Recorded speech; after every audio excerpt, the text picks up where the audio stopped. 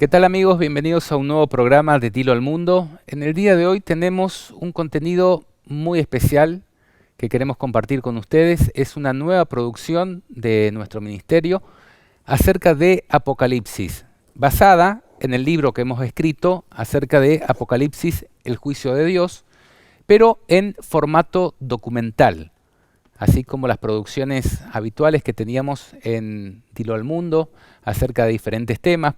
Por ejemplo, algunas producciones Desafío Judío o El Sello de Dios y la Marca de la Bestia, Ecumenismo, el Gran Engaño, que ustedes habrán podido ver. También la serie sobre Entendiendo la Muerte o Señales del Fin. Bueno, en ese formato estamos, mejor dicho, produciendo todo el contenido de este libro de Apocalipsis, el juicio de Dios. Y bueno, para presentar este primer documental me acompaña mi esposa Loreto Martínez y mi hermano Caleb Aguilar. Muy bienvenidos. Gracias. Muchas gracias, gracias por la invitación. Bueno, ustedes han sido los primeros que han visto, y hasta ahora los únicos, el documental, así que voy a empezar antes de presentarles cuál es la idea básica o principal del video que vamos a compartir. Quería una primera aproximación, vamos a empezar por Caleb, a ver cuál fue la primera impresión del documental que viste.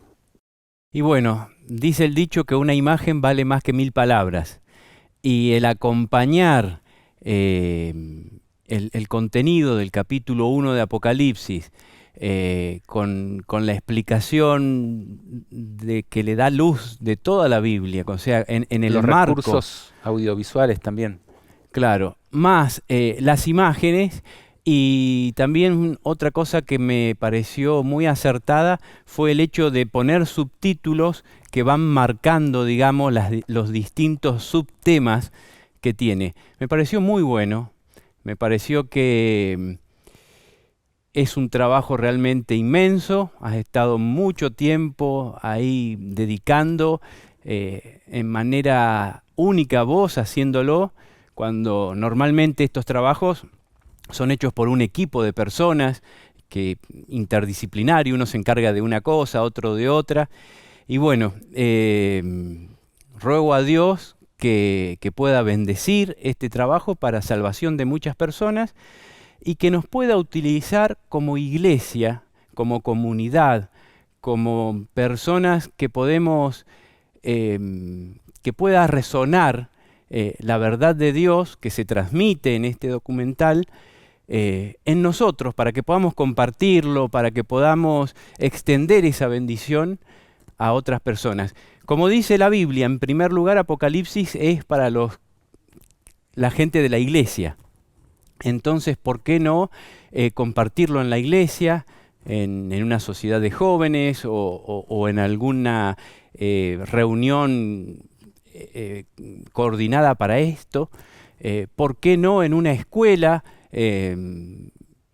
Expresar las inquietudes que nos despierta Apocalipsis, que muchas veces son totalmente distintas a las que la gente en sus prejuicios cree, y que realmente en Apocalipsis, como en toda la Biblia, el personaje central es Jesús, y Jesús se enamora, y Jesús abre las puertas del cielo, abre las puertas de su trono para que podamos conocerlo, para revelarse hacia nosotros con una cercanía que sorprende.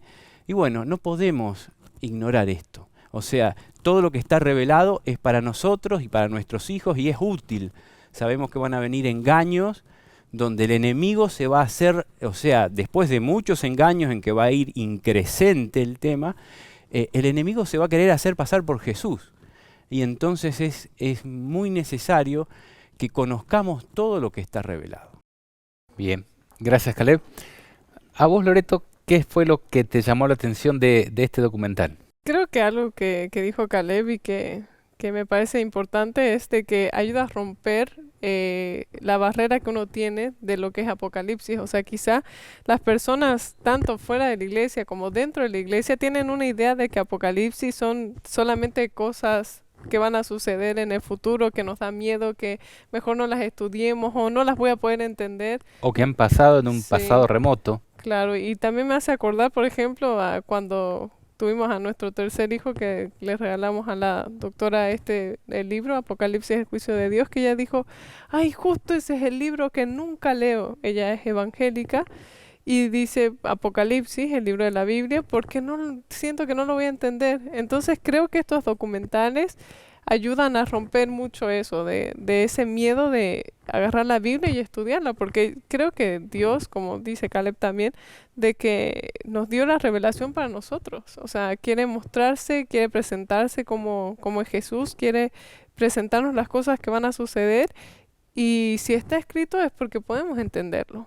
Y creo que en este primer capítulo se puede entender un poco en qué contexto está escrito, y te va situando hacia dónde va a ir el desencadenar de los demás capítulos, ¿no? Y también te hace entender la importancia y que el centro de todo es Jesús. Y algo que me llamó la atención es que hay mucha Biblia en este libro que has presentado, y también en el documental se ve mucha Biblia, y creo que se utilizan todos los recursos disponibles para poder transmitir esa idea, para que se puedan entender de la mejor manera, ¿no? Y yo creo que eso puede ser para atraer a todas las otras personas, para atraer a jóvenes, a atraer a, no sé, yo creo que hasta niños. Nuestros hijos estaban por ahí y a veces les llamaban la atención algunas imágenes, y entonces nos hace romper un poco ese miedo de acercarnos a la Biblia, acercarnos a la profecía y acercarnos a Jesús en su descripción de Apocalipsis. Y algo también que me gusta es de que Apocalipsis lo escribió Juan, y vos lo presentás muy bien como lo que fue, ¿no? El discípulo amado de Jesús, el que estuvo cerca de él. Y si fue una persona que amó tanto a Jesús, que estuvo tan cerca de él, que Dios le dio realmente por ese amor y esa cercanía también toda esa revelación a ese discípulo especial, también me hace tener ese sentimiento de amor, de que Dios nos está queriendo revelar con amor aquellas cosas que van a suceder, para no tener miedo, sino para estar preparados para tener herramientas. Sí, yo hablé mucho, pero estoy meditando de que hay algo que me faltó decir. Al final de la presentación, de la explicación de todo, vos decís en el video, ahora vayan a leer el libro y van a ver que lo entienden. Vayan a leer Apocalipsis, ¿no? El libro de Apocalipsis, claro. claro. Y es algo que muchas veces a mí me ha pasado, porque cuando leía el capítulo del libro, todo, y vos decís, vayan a leer el libro de Apocalipsis y lo van a entender, uno dice, oh, pero si ya explayamos un montón con el libro, ¿cómo voy a...? Es algo, un imperativo que vos hacés y que no se cumple. Pero he visto que es necesario, bueno, tomar el aire necesario, quizás otro día, pero volver y leer, porque cada uno tenemos que hacer la digestión de la palabra de Dios de manera individual. Entonces, están buenísimas las herramientas que se dan, están buenísimas las relaciones, la luz que se echa con el contexto de la Biblia, pero después tenemos que volver a Apocalipsis y reconocerlo, o sea, tenemos que verlo por nosotros mismos. Así que eso es una cosa muy importante. Y el otro puntito es que el libro de Apocalipsis fue para las 7 iglesias. Las 7 iglesias dan una idea de completitud de la iglesia de Dios, de completitud de plenitud. De aquellos que nos preciamos como cristianos. Entonces, esto es para los hermanos evangélicos, para los hermanos católicos, para todo aquel que se precie de cristiano, sin discriminación. Porque la verdadera iglesia de Dios no es una institución, sino es un organismo vivo de miembros que reconocen a Jesús como su cabeza. Y entonces Jesús hace que tengamos unión, porque Jesús es nuestra cabeza, y como la mano obedece y se sincroniza con todo el cuerpo por la cabeza, así los hermanos que estén viendo desde cualquier parte del mundo o desde cualquier religión o creencias que tengan, o personas que no asistan a ninguna religión, O pero crean pero que tengan en la inquietudes. palabra de Dios, ¿no? O sea, dice que todos, por el hecho de haber sido hijos de Dios, tenemos un hueco en nuestra alma que se puede llenar únicamente con Dios. Y entonces esto es para cualquier ser humano, porque cualquier ser humano necesita esto. Y hay algo que yo estoy viendo cada vez la necesidad mayor. Sabemos que va a haber una unión que va a estar dada en un plano que se va a invocar a Dios, pero que en realidad no va a tener nada de Dios, que va a ser algo político y que va a querer imponerse en el mundo. Pero va a haber otra unión, que es la unión en Dios, y que cada uno debemos tomar un puesto en esa unión y debemos... es algo que se va a dar de manera natural, no es algo que nosotros tengamos que forzar o hacer puentes humanos. Pero si estamos en la palabra de Dios y estamos en Dios, y esto es parte de eso, se va a dar una unión que va a ser extraordinaria y que nos va a hacer predicarle al mundo con una fuerza distinta. Que es Una obra del movida por el Espíritu espíritu Santo. del diablo y otra movida por el espíritu de Dios, Sí. podríamos Amén, decir, ¿no? amén. Y entonces la convocatoria a no permitir que hayan prejuicios, que hayan divisiones de nuestras autoridades eclesiásticas que a veces no se caen de la palmera con esto, que podamos trabajar teniendo a Jesús como nuestro capitán. Y Él es el que nos va a unir a todos y tenemos que prepararnos para eso.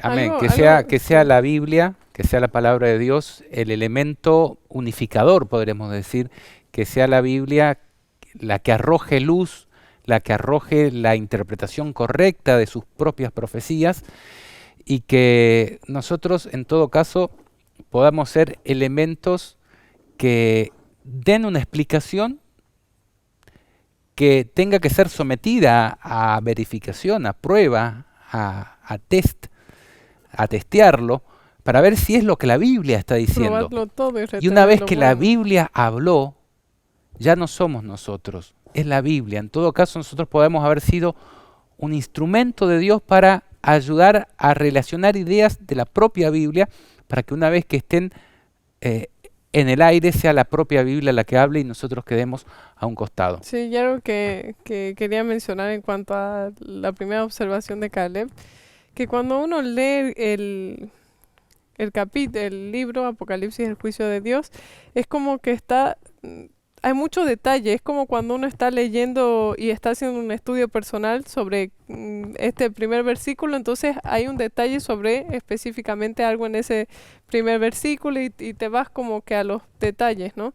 Y el leerlo, después de ver los detalles, después de irte por los detalles, el leerlo todo completo en su contexto, todo de corrido, Directamente de sí, Apocalipsis. directamente de la Biblia, de Apocalipsis, da una claridad y te permite unir todos los cabos, digamos, en una sola lectura y en un solo lugar y espacio. Porque algo que la Biblia tiene, que eso solamente Dios lo puede hacer, es que ha resumido mucha información en versículos y En poco en espacio. poco espacio. Entonces, eso solo Dios lo puede hacer y la única manera en que nosotros podemos entender verdaderamente cuál es la voluntad de Dios y buscar la verdad es escudriñando las escrituras, intentando entender los detalles, porque es ahí donde vamos a tener la luz. Entonces, este primer capítulo que vas a presentar el documental ayuda a eso y es de manera dinámica que pueda traer a cualquier persona a los pies de Jesús. Bien.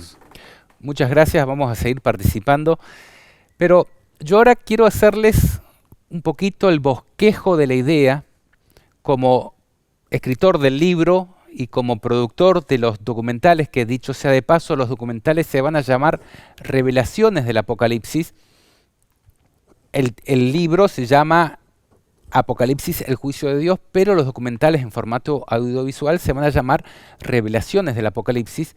Y bueno, como les decía, como escritor y como productor de este contenido, hay veces que no se puede dejar las ideas detrás de las ideas plasmadas en un libro, como quien dice.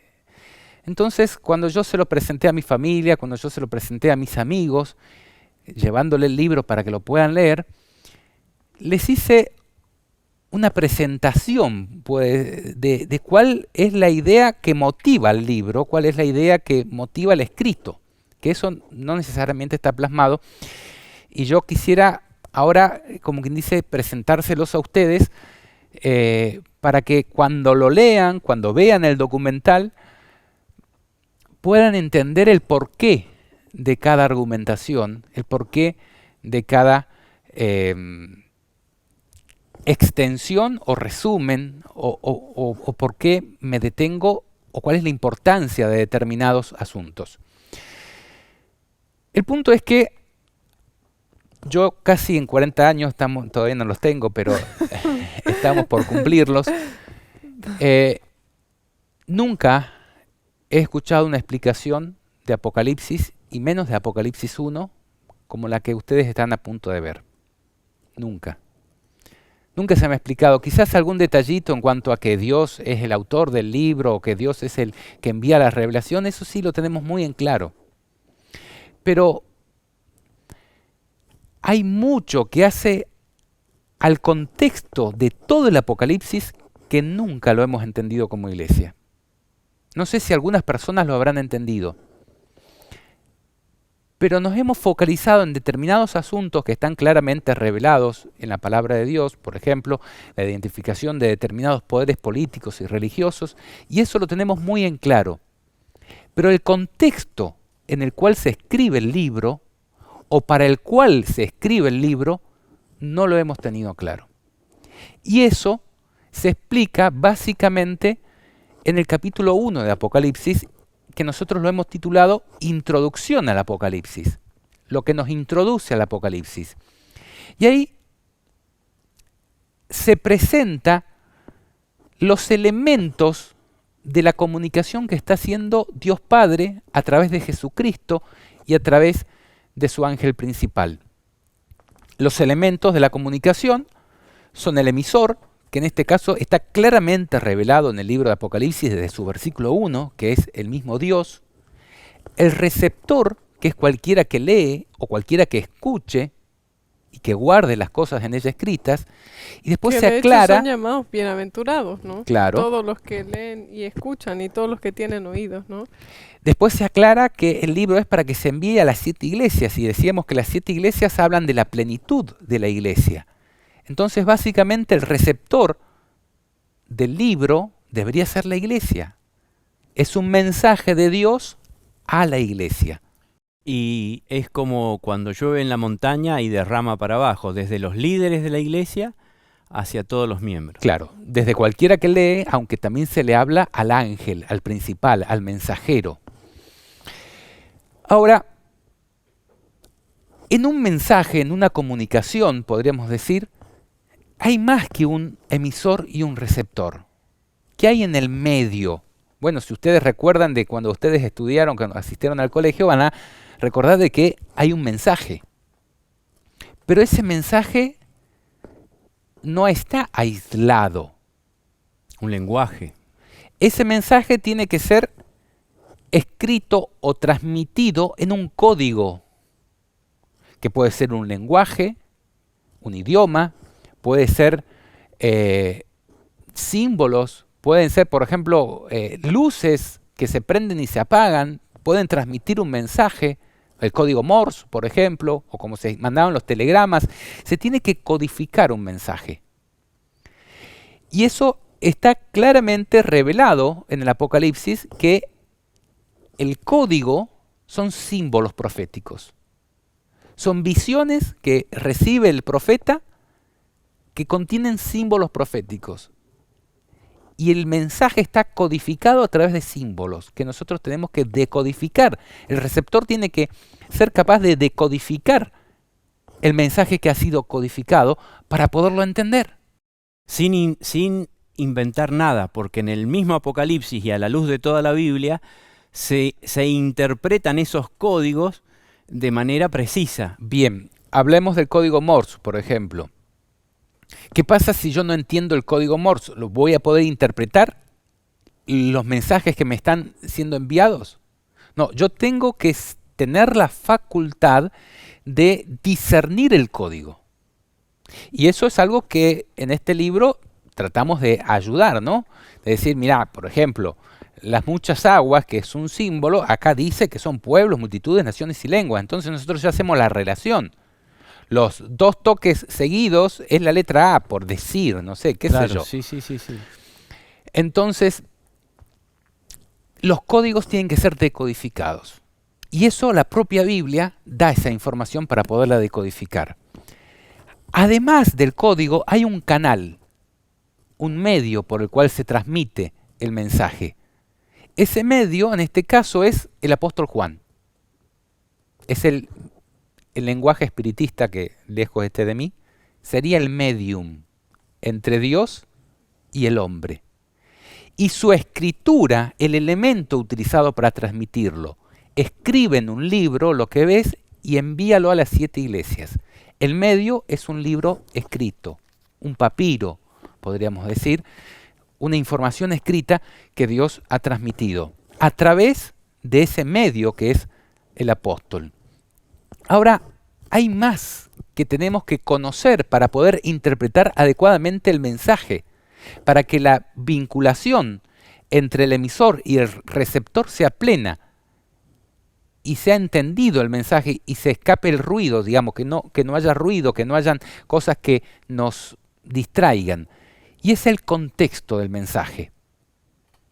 Por ejemplo, volviendo al tema de los telegramas y el tema de los mensajes enviados en la antigüedad de manera muy breve, supongamos que nosotros nos encontramos en un país que está atravesando una situación social determinada. Por ejemplo, un estado de sitio. Y el mensaje dice, saque a todo el ejército a la calle.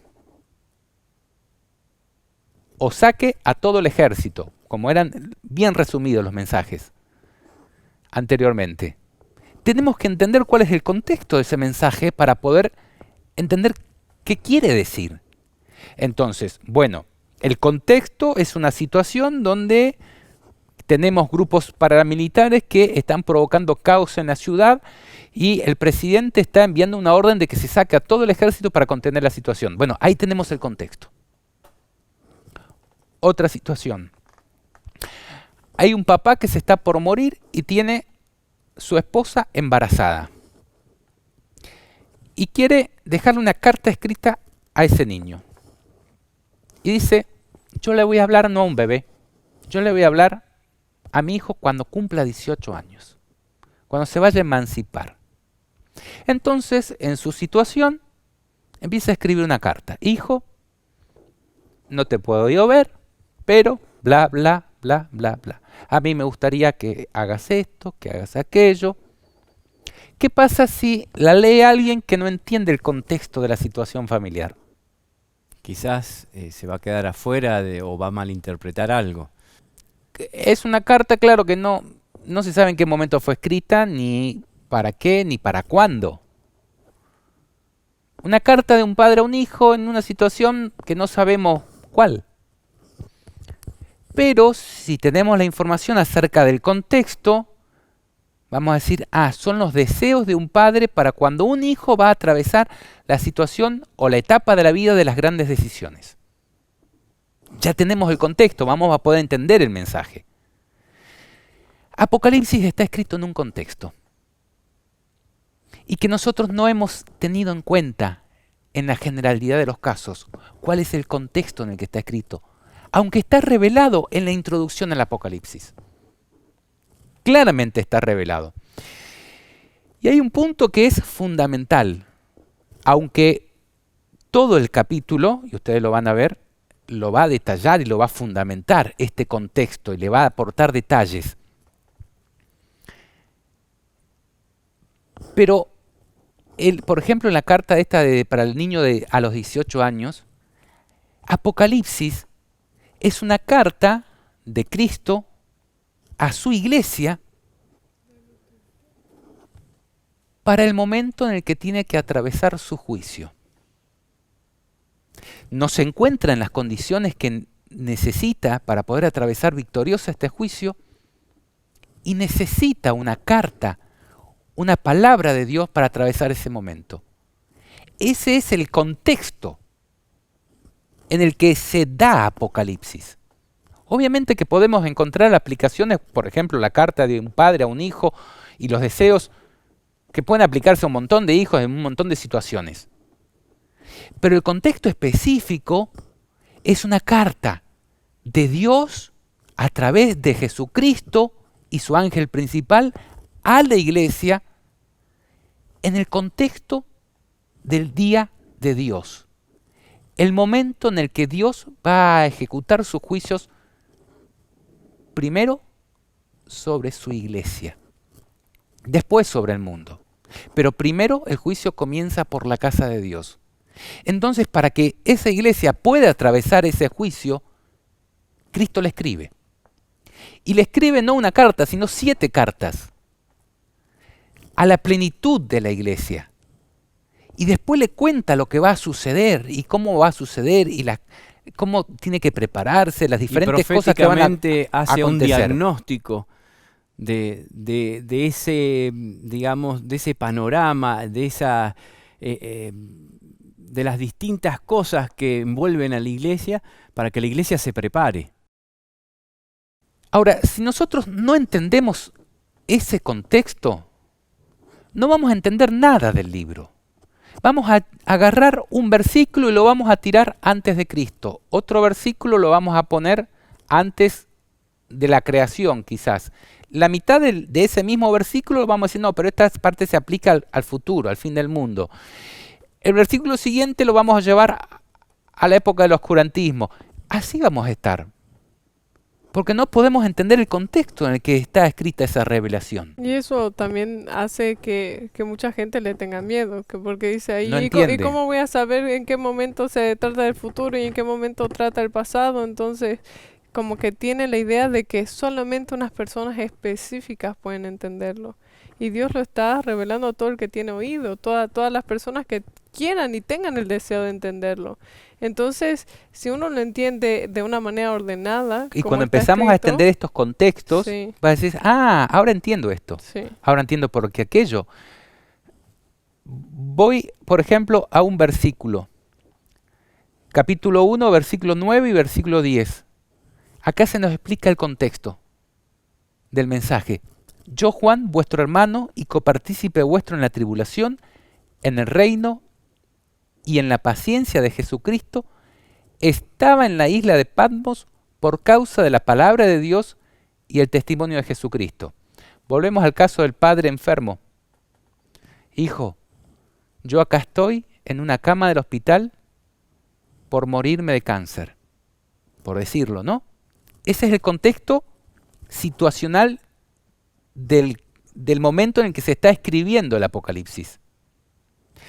Pero luego le dice, vos debés estar teniendo en este momento 18 años, porque le pedí a tu madre, por ejemplo, que te entregue esta carta en este día. Se abren delante de ti un montón de cosas y empieza así. Y ahí cambiamos del contexto del enfermo en esa cama del hospital Al contexto del hijo en al esa contexto edad. del hijo para el cual es dada la carta. Y ese es el cambio que nosotros vemos en el versículo 10. Fíjate que antes dice, yo estaba en la isla llamada Patmos, pero después dice, yo estaba en el Espíritu en el día del Señor. Y si no entendemos qué es estar en el Espíritu y qué es el día del Señor, no vamos a entender nada del Apocalipsis.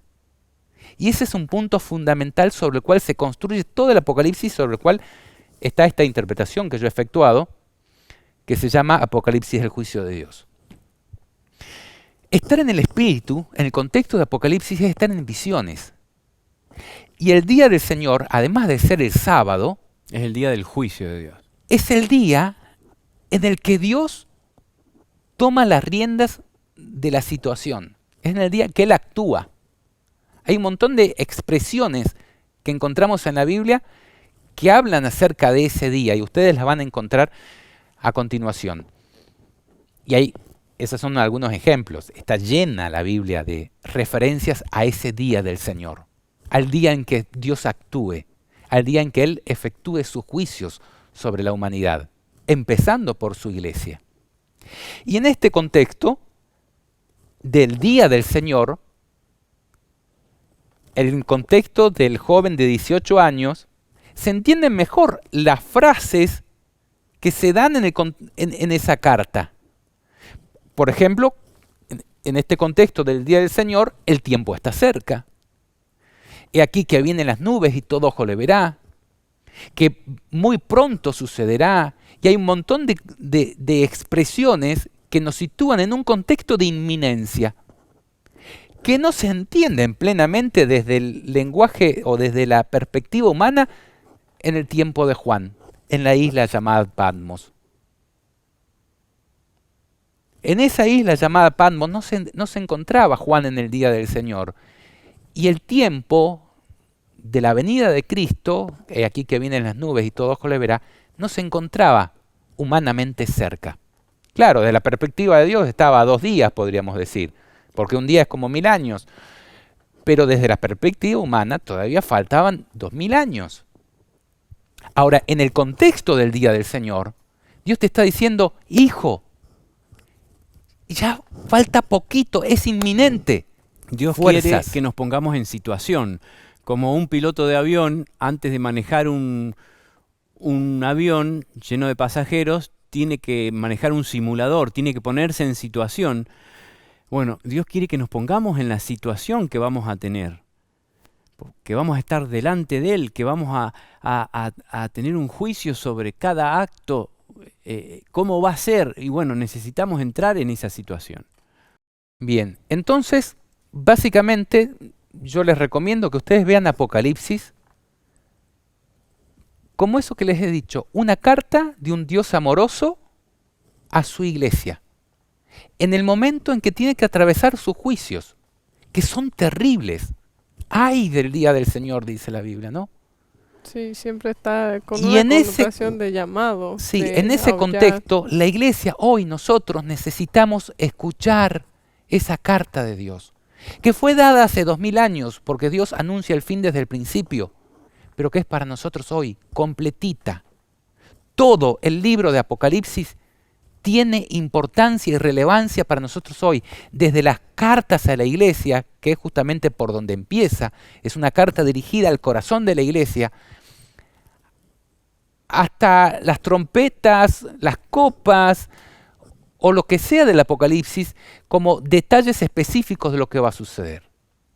Entonces, Sí. bueno, no sé si ustedes tienen algún comentario más. Esto es mi presentación en específico acerca del capítulo 1 y en general acerca de todo el libro, que yo creo que es muy necesaria para poder comprender la intención de este libro que yo he escrito, Apocalipsis, el juicio de Dios, y de Apocalipsis en sí.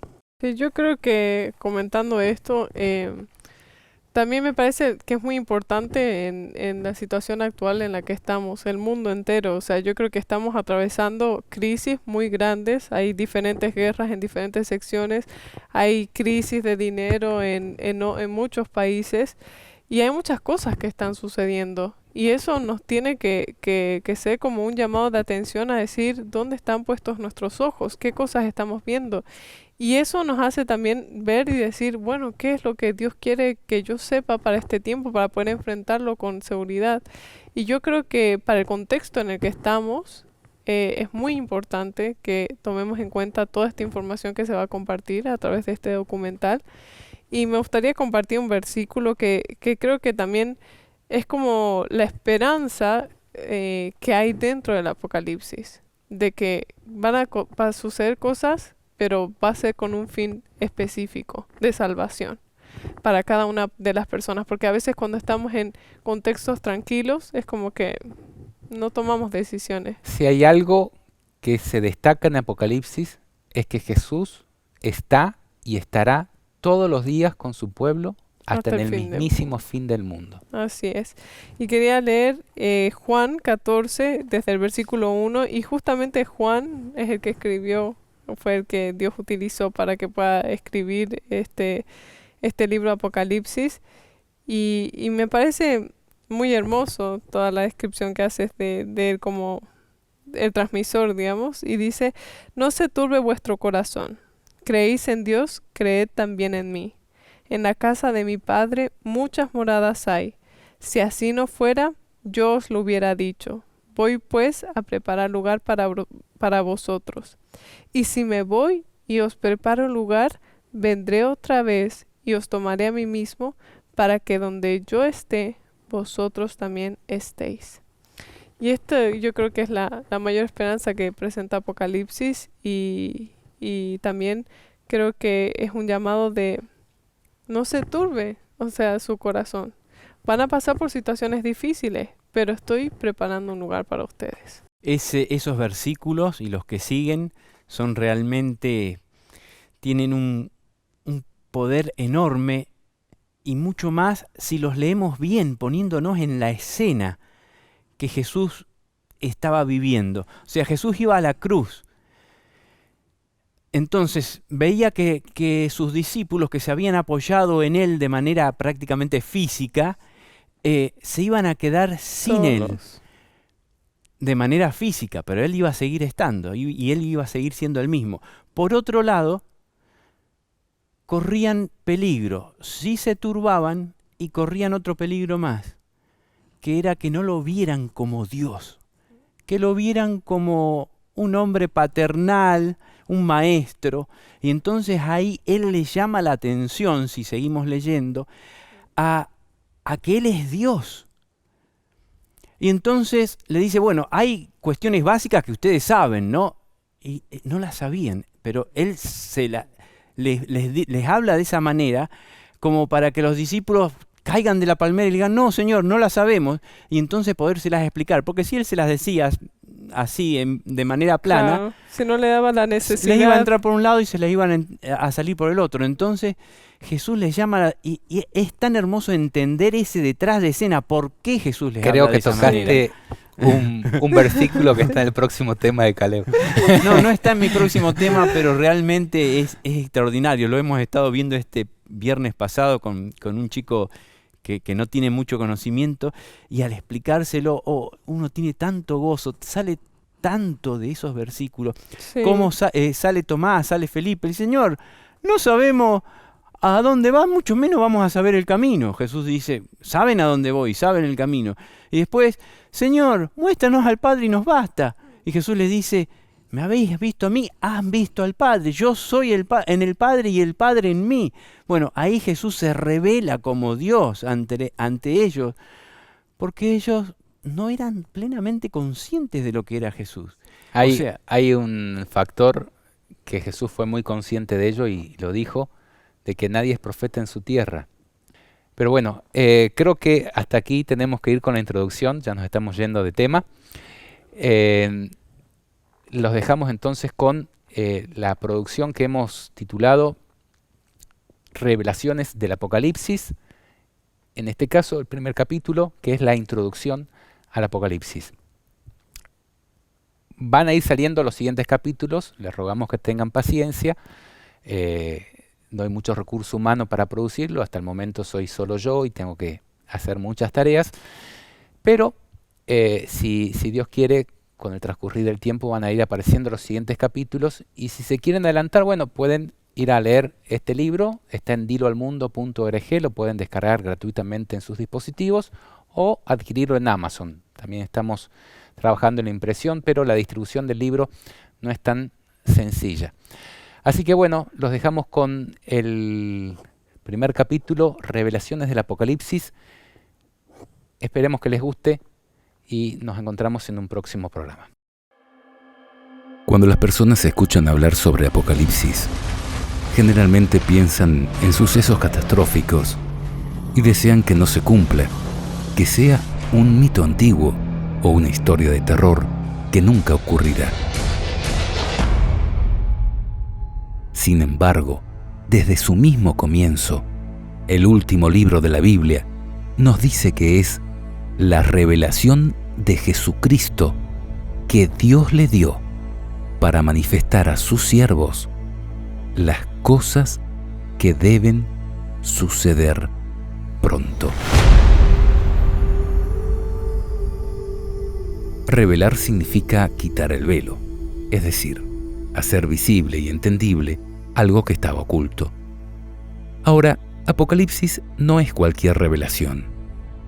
Es la revelación que hace Jesucristo, la cual, a su vez, no le es propia, sino que le fue entregada por el Padre, por lo que a cualquiera que se diga cristiano le debería interesar.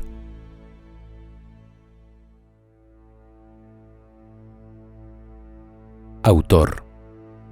El mismo Apocalipsis nos dice que esta revelación fue enviada por medio de su ángel a su siervo Juan. El Juan al que se refiere es el apóstol Juan, quien era el menor de los discípulos y fue primeramente seguidor de otro Juan, el Bautista, hasta que este último proclamó a Cristo como el Cordero de Dios que quita los pecados del mundo. A partir de aquel momento, Juan siguió a Jesús durante los 3 años y medio que duró su ministerio, escuchando todas sus enseñanzas y presenciando cada uno de sus milagros. Es más, hasta comía con él.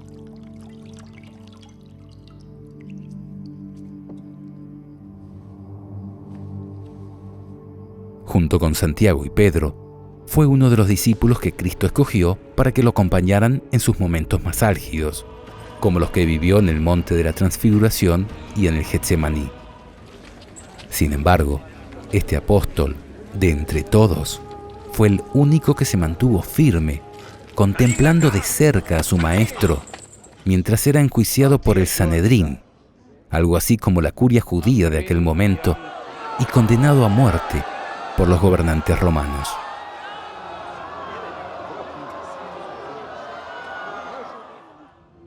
Tan cercano era a Cristo que desde la mismísima cruz Jesús le encomendó el cuidado de su madre. Dice la Biblia, cuando vio Jesús a su madre y al discípulo a quien él amaba, dice Juan respecto de sí mismo, que estaba presente, dijo a su madre, «Mujer, he ahí tu hijo». Después dijo al discípulo, «He ahí tu madre».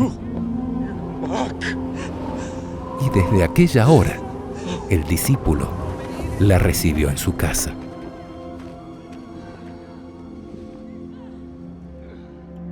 Según los registros bíblicos, complementados por la tradición cristiana primitiva, Juan fue el único de los apóstoles que no murió asesinado por los gobernantes y religiosos de aquella época. Sin embargo, siendo ya un anciano de unos 90 años, fue condenado al destierro, a la solitaria y agreste isla de Patmos. Allí, sin una casa tibia ni una computadora, ni siquiera un cuaderno y una lapicera, con la más ruda tecnología, escribió palabras tan solemnes que han hecho temblar el mundo por 2000 años. Dice, «Yo, Juan, vuestro hermano y copartícipe vuestro en la tribulación, y en el reino y en la paciencia de Jesucristo, estaba en la isla llamada Patmos por causa de la palabra de Dios y el testimonio de Jesucristo. Yo estaba en el Espíritu en el día del Señor, y oí detrás de mí una gran voz como de trompeta que decía, Yo soy el Alfa y la Omega, el primero y el último. Escribe en un libro lo que ves y envíalo a las 7 iglesias que están en Asia». Como vemos, Cristo escogió a Juan para comunicar su palabra. Sin embargo, Juan no es el autor de Apocalipsis. Él vio, oyó y escribió. Y esa fue toda su participación. No imaginó, no inventó, ni seleccionó bibliografía. Por esto, Apocalipsis es una revelación directa de Dios, comunicada mediante Juan, el cual, a semejanza de Moisés, escribió exactamente lo que Dios le reveló. Destinatario. Dentro de las primeras frases del Apocalipsis, Dios pronuncia su bienaventuranza para todo aquel que lee y los que oyen las palabras de esta profecía, y guardan las cosas en ella escritas. Por lo cual, todo aquel que se interese por su contenido puede ser hallado entre los destinatarios bienaventurados del mismo. Sin embargo, la voz como de trompeta, que comprobaremos corresponde a Cristo, le ordenó a Juan: escribe en un libro lo que ves y envíalo a las 7 iglesias que están en Asia, encontrando en los capítulos siguientes un mensaje especial de parte de Jesús a cada una de estas 7 iglesias, las cuales eran Éfeso, Esmirna, Pérgamo, Tiatira, Sardis, Filadelfia y Laodicea. Ahora, Apocalipsis es mucho más que un mensaje para 7 iglesias antiguas. En realidad, y como comprobaremos en nuestro siguiente capítulo, aquellas iglesias fueron escogidas por Dios de entre muchas otras que existían en aquel momento, porque representaban la plenitud de su iglesia, tanto en los días de Juan como a lo largo de la historia, y de manera especial a la que estaría presente en el tiempo que precedería a la segunda venida de Jesús, dado que el tiempo que está cerca, del cual habla Apocalipsis 1:3, claramente corresponde al tiempo en el que Cristo vendrá en las nubes de los cielos, y todo ojo le verá, de Apocalipsis 1:7. Es decir, la palabra profética dada por Dios en la antigüedad constituye una especie de fractal con varios planos de significado.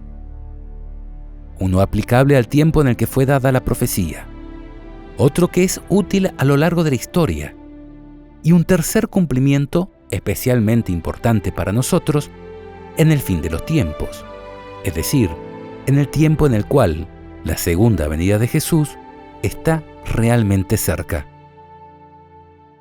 donde en todos los casos los cumplimientos del pasado son maquetas ilustrativas del gran cumplimiento final que tendrá la profecía en nuestros días. En palabras del apóstol Pablo, todas estas cosas le sucedieron a ellos en figura y fueron escritas para amonestarnos a nosotros, a quienes tocó vivir en la última fase de los tiempos.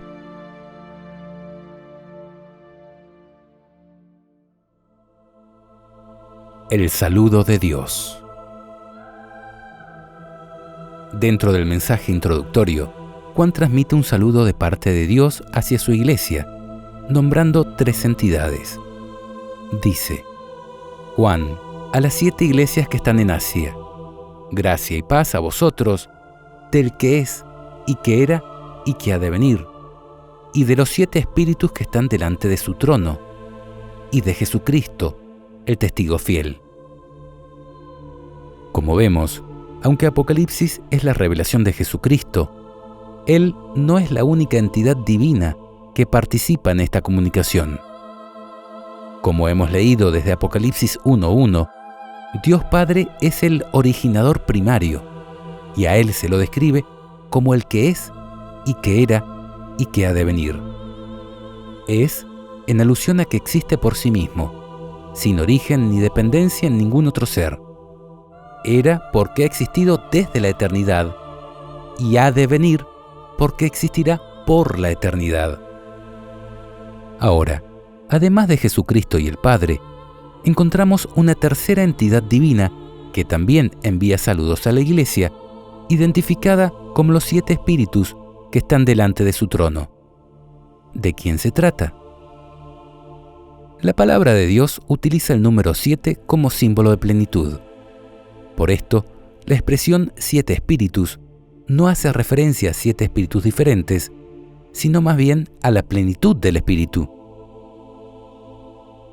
¿De qué espíritu? Pues del Espíritu de Dios, dado que Apocalipsis, un poco más adelante, aclara que estos 7 espíritus, que aquí se dice están delante de su trono, corresponden a los 7 espíritus de Dios. Dice: delante del trono ardían 7 lámparas de fuego, las cuales son los 7 espíritus de Dios.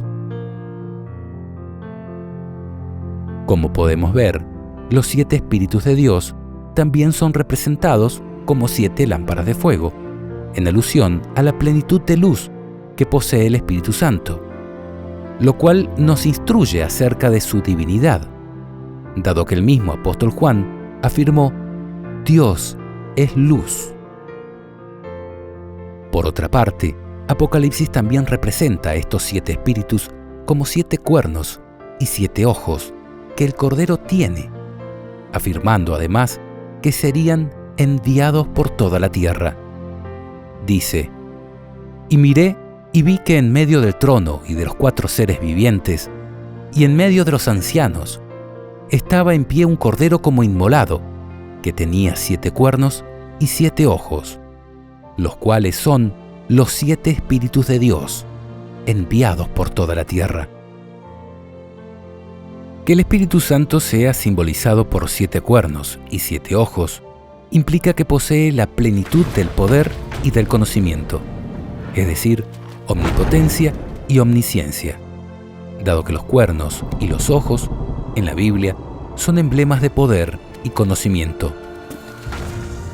En tanto, se dice que el Cordero como inmolado tiene estos 7 cuernos y 7 ojos, porque en el Hijo del Hombre habita la plenitud de la deidad. Dice Pablo: porque en él habita corporalmente toda la plenitud de la deidad, y vosotros estáis completos en él, que es la cabeza de todo principado y potestad. En efecto, en cuanto al Espíritu Santo, la Biblia menciona que descendió sobre él en forma corporal, como paloma, en el momento de su bautismo. Luego de esto, Cristo aplicó a sí mismo las palabras de Isaías 61. Dice Lucas: vino a Nazaret donde se había criado, y en el día de reposo, es decir, el sábado, entró a la sinagoga conforme a su costumbre y se levantó a leer. Y se le dio el libro del profeta Isaías, y habiendo abierto el libro, halló el lugar donde estaba escrito: el Espíritu del Señor está sobre mí, por cuanto me ha ungido para dar buenas nuevas a los pobres. Me ha enviado a sanar a los quebrantados de corazón, a pregonar libertad a los cautivos y vista a los ciegos, a poner en libertad a los oprimidos, a predicar el año agradable del Señor. Y enrollando el libro, lo dio al ministro y se sentó. Y los ojos de todos en la sinagoga estaban fijos en él, y comenzó a decirles: hoy se ha cumplido esta escritura delante de vosotros. De igual manera, describiendo al Mesías, Isaías también hizo alusión a aquella plenitud de poder y conocimiento proveniente del Espíritu Santo que estaría sobre Cristo, diciendo: y reposará sobre él el Espíritu de Jehová, Espíritu de sabiduría y de inteligencia, Espíritu de consejo y de poder, Espíritu de conocimiento y de temor de Jehová. Por último, tal como dice Apocalipsis, el Espíritu Santo efectivamente fue enviado a la tierra como el don más grande que Cristo nos podría ofrecer de parte de su Padre. Él dijo a sus discípulos: yo os digo la verdad, os conviene que yo me vaya, porque si no me fuera, el Consolador no vendría a vosotros, mas si me fuere, os lo enviaré.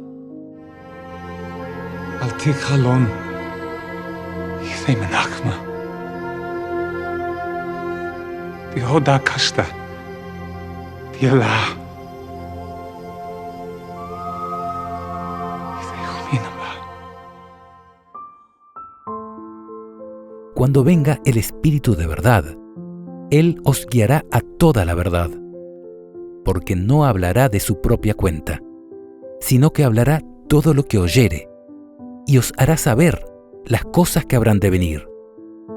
Él me glorificará, porque tomará de lo mío y os lo hará saber. Todo lo que tiene el Padre es mío. Por eso dije que tomará de lo mío y os lo hará saber.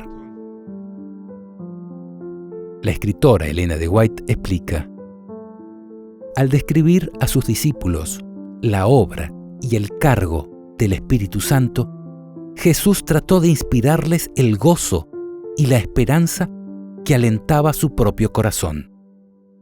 Se regocijaba por la ayuda abundante que había provisto para su iglesia. El Espíritu Santo era el más elevado de todos los dones que podía solicitar de su Padre para la exaltación de su pueblo.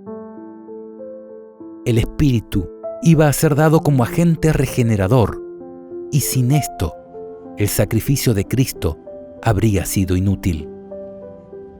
El poder del mal se había estado fortaleciendo durante siglos, y la sumisión de los hombres a este cautiverio satánico era asombrosa.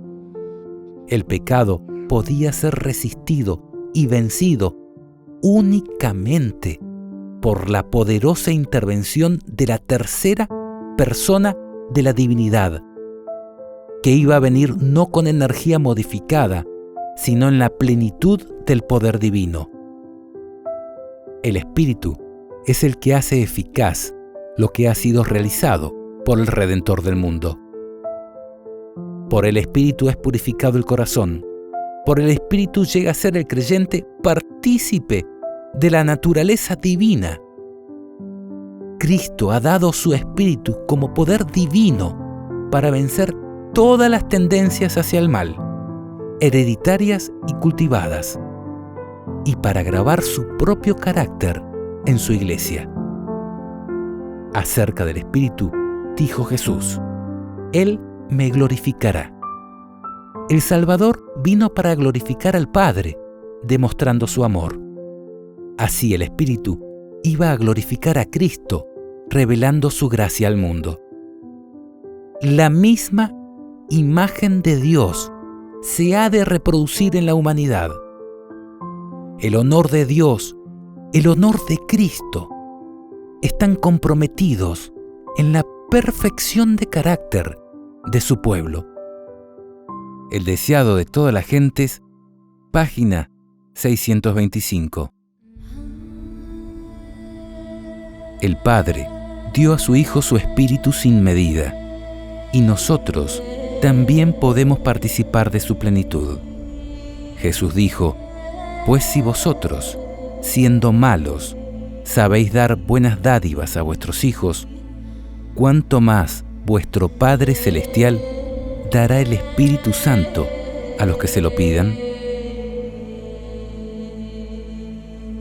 Por todo esto, entendemos que la expresión simbólica 7 Espíritus de Dios hace alusión a la plenitud del Espíritu Santo, que como tercera persona de la divinidad ha sido enviado a la tierra para glorificar a Cristo, haciendo productivo su infinito sacrificio.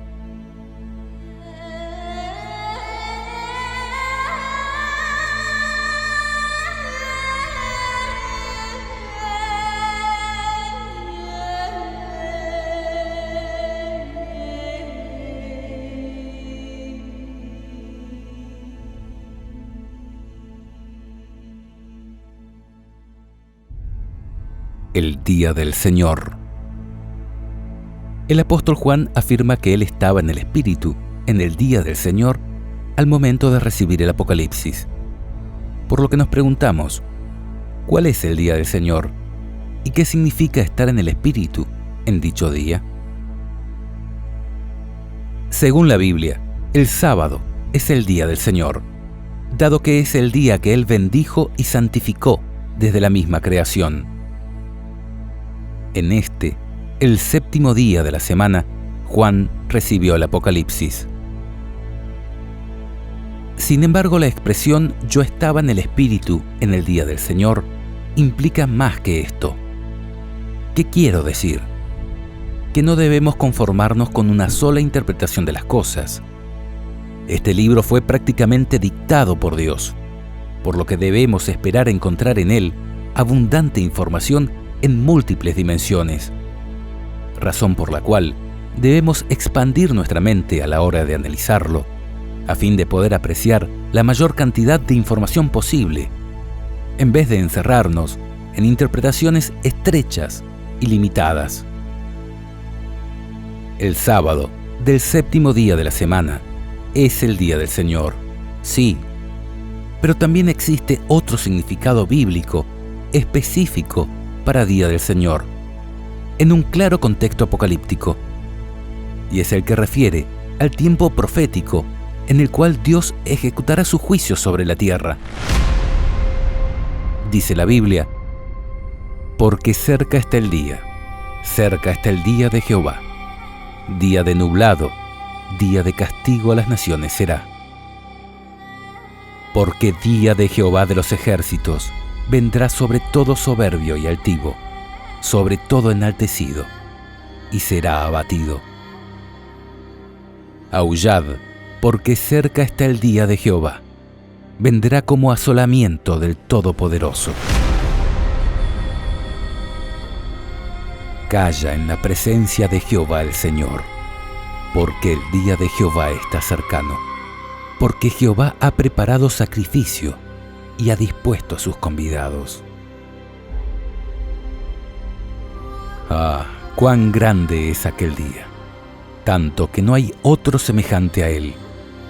Tiempo de angustia para Jacob, pero de ella será librado. Vosotros sabéis perfectamente que el día del Señor vendrá así como ladrón en la noche, que cuando digan paz y seguridad, entonces vendrá sobre ellos destrucción repentina, como los dolores a la mujer encinta, y no escaparán. Pero el día del Señor vendrá como ladrón en la noche, en el cual los cielos pasarán con gran estruendo, y los elementos, ardiendo, serán deshechos, y la tierra y las obras que hay en ella serán quemadas.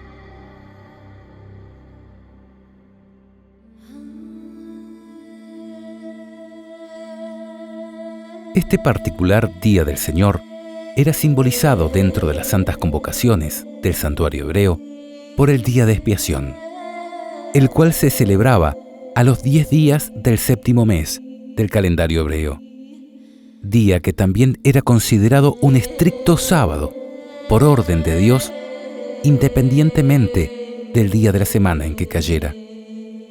Dice la Biblia: habló Jehová a Moisés diciendo: a los 10 días de este mes séptimo será el día de expiación. Tendréis santa convocación, y afligiréis vuestras almas, y ofreceréis ofrenda encendida a Jehová. Ningún trabajo haréis en este día, porque es día de expiación, para reconciliaros delante de Jehová vuestro Dios. Porque toda persona que no se afligiere en este mismo día, será cortada de su pueblo. Y cualquier persona que hiciere trabajo alguno en este día, yo destruiré a tal persona de entre su pueblo. Ningún trabajo haréis. Estatuto perpetuo es por vuestras generaciones, en donde quiera que habitéis. Día de reposo será a vosotros, y afligiréis vuestras almas, comenzando a los 9 días del mes en la tarde. De tarde a tarde guardaréis vuestro reposo. Por otro lado, la expresión «yo estaba en el Espíritu» hace referencia a que se encontraba en visiones, contemplando escenas proféticas que sucederían en tiempos y lugares diferentes a aquel sábado de la isla de Patmos en el que se encontraba. De hecho, esta expresión no es la única vez que aparece en el Apocalipsis. En el capítulo 4 dice: al instante yo estaba en el Espíritu, y aquí un trono establecido en el cielo, y en el trono uno sentado. En el 17, y me llevó en el Espíritu al desierto, y vi a una mujer sentada sobre una bestia escarlata, llena de nombres de blasfemia, que tenía 7 cabezas y 10 cuernos. Y en el 21, y me llevó en el Espíritu a un monte grande y alto, y me mostró la gran ciudad santa de Jerusalén, que descendía del cielo de Dios. Donde, en todos estos casos, el estar en el Espíritu o ser llevado en el Espíritu claramente hacen referencia a estar en visión o ser llevado en visión por el Espíritu Santo a diferentes espacios de tiempo y lugar para contemplar determinadas escenas proféticas. Por esto, entendemos que cuando Juan dice «Yo estaba en el Espíritu en el día del Señor», se refiere principalmente a que fue trasladado en visiones al día del Señor, es decir, al tiempo del juicio de Dios, más allá de que también haya sido un sábado aquel día. Ellen G. White lo explica diciendo: en el día que Dios santificó y bendijo, Cristo declaró por su ángel a su siervo Juan cosas que deben suceder antes del cierre de la historia de este mundo. Testimonios para la Iglesia, tomo 6, página 133. Es notable cómo, con esto en consideración, es decir, al situarnos proféticamente en aquel gran y terrible día del Señor, toman mucho más significado aquellas expresiones tales como las cosas que deben suceder pronto, de Apocalipsis 1:1 y 22:6, el tiempo está cerca, de Apocalipsis 1:3 y 22:10, y aquí viene con las nubes y todo ojo le verá, de Apocalipsis 1:7, o ciertamente vengo en breve, de Apocalipsis 22:20, así como muchas otras que iremos analizando a lo largo de nuestro estudio.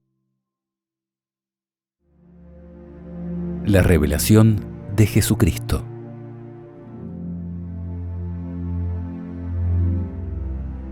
Jesús es el centro sobre el cual gira Apocalipsis. Por esto, en su primer capítulo, Cristo se presenta con atavíos cargados de simbología. Dice Juan: «Yo estaba en el Espíritu en el día del Señor, y oí detrás de mí una gran voz como de trompeta, que decía: Yo soy el Alfa y la Omega, el primero y el último. Escribe en un libro lo que ves, y envíalo a las 7 iglesias que están en Asia». Y me volví para ver la voz que hablaba conmigo, y vuelto, vi 7 candeleros de oro, y en medio de los 7 candeleros, a uno semejante al Hijo del Hombre, vestido de una ropa que llegaba hasta los pies, y ceñido por el pecho con un cinto de oro. Su cabeza y sus cabellos eran blancos como blanca lana, como nieve, sus ojos como llama de fuego, y sus pies semejante a bronce bruñido, refulgente como en un horno, y su voz como estruendo de muchas aguas. Tenía en su diestra 7 estrellas. De su boca salía una espada aguda de 2 filos, y su rostro era como el sol cuando resplandece en su fuerza.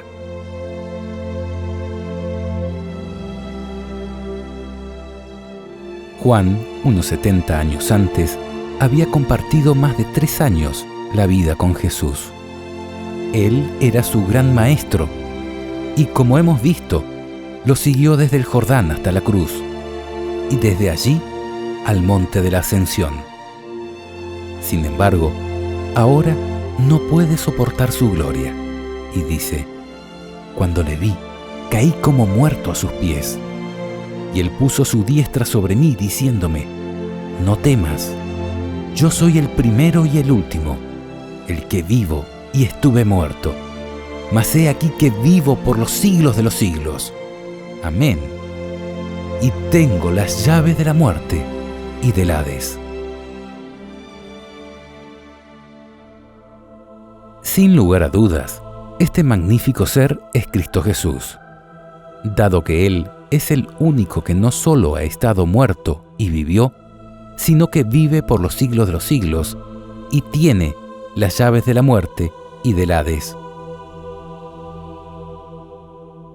Ahora, ¿cuál es el significado de los símbolos con los que Cristo se manifiesta?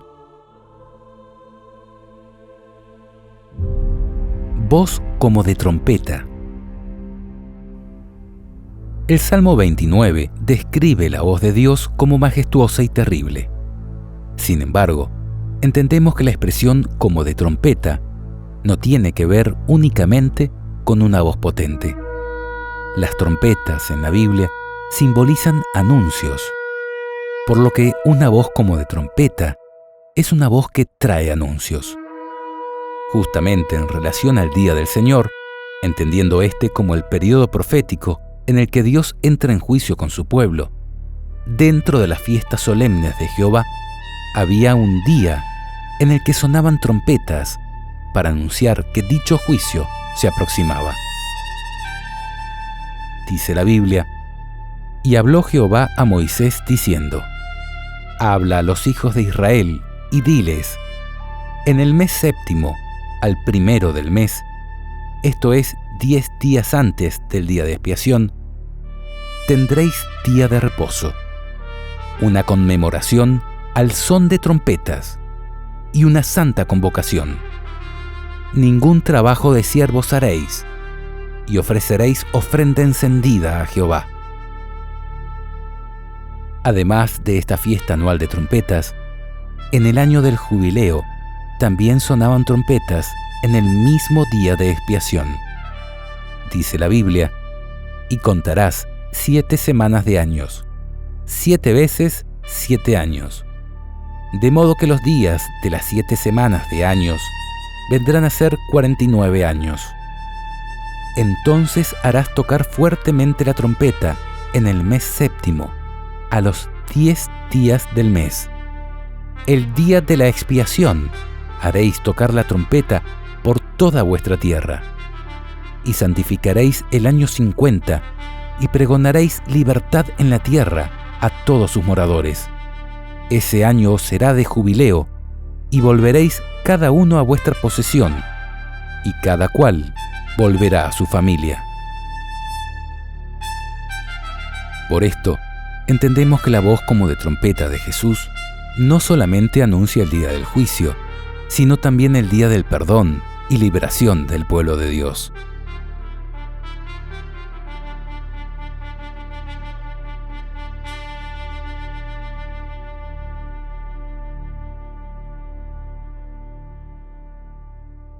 Siete candeleros de oro. Dios mandó colocar dentro del lugar santo del santuario del pueblo de Israel un candelero de oro puro, del cual salían 6 brazos adicionales, conforme al modelo celestial que le fue mostrado a Moisés.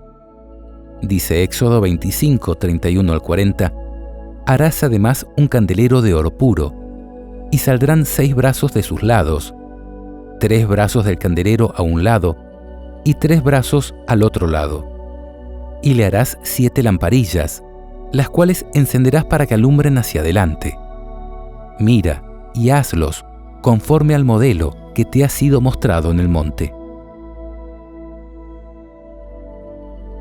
Al relacionar estos textos, podemos entender que Cristo se encontraba en el lugar santo del santuario celestial cuando comienza la visión del Apocalipsis. Sin embargo, aunque esto en principio parece correcto, tampoco debemos ser de entendimiento estrecho en este punto, dado que el propio Jesús, en este mismo capítulo de Apocalipsis, anuncia cuál es el significado, es decir, qué simbolizan los 7 candeleros de oro.